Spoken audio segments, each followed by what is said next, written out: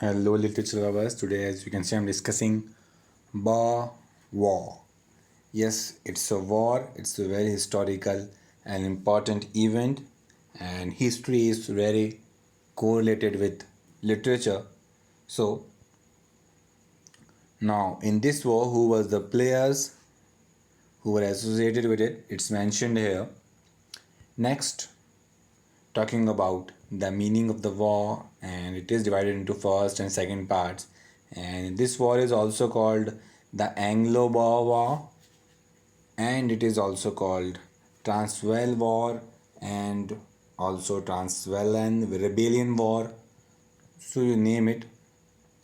And the meaning of the word Boer means farmer, also related to freedom. It is also called the First Freedom War. So you can see there are a lot of meanings and layers in it. And it was first fought from 16 December 1880 until 23rd March 1881. And this was the first one that fought was between United Kingdom and the Boers of the Transvaal, as the South African Republic was known as when they were under British administration. And the war was resulted in British accession to the establishment of the Second Republic. So you can see what was there in that thing, and later on it resulted into another later second war, which really outbreak later on. And now talking about the second war, which really begin, as it's mentioned here, begin in 1899 and ended in 1902. And it was fought between the British Empire and the two independent Boer states, the South African Republic and the Orange Free State. That's what's mentioned here.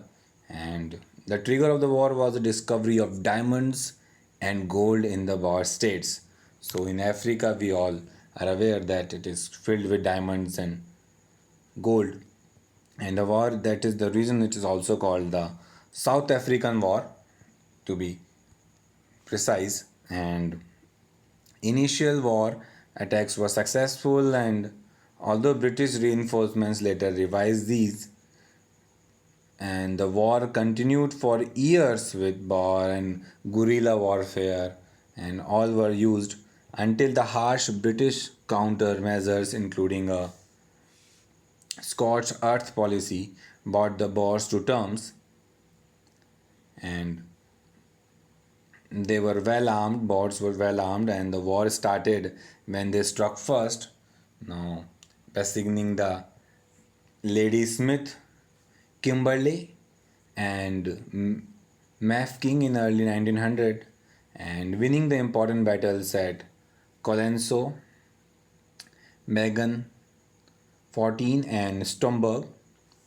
Stragged, underprepared, and overconfident, and the British responded,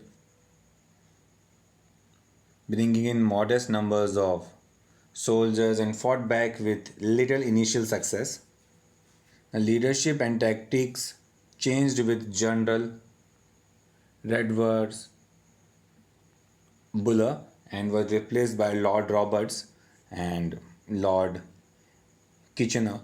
Now they relieved the three besieged cities and invaded the two Boer republics in late 1900. The onward march of British Army with over 400,000 men were so overwhelming that the Boers did not fight stated battle in defense of their homeland.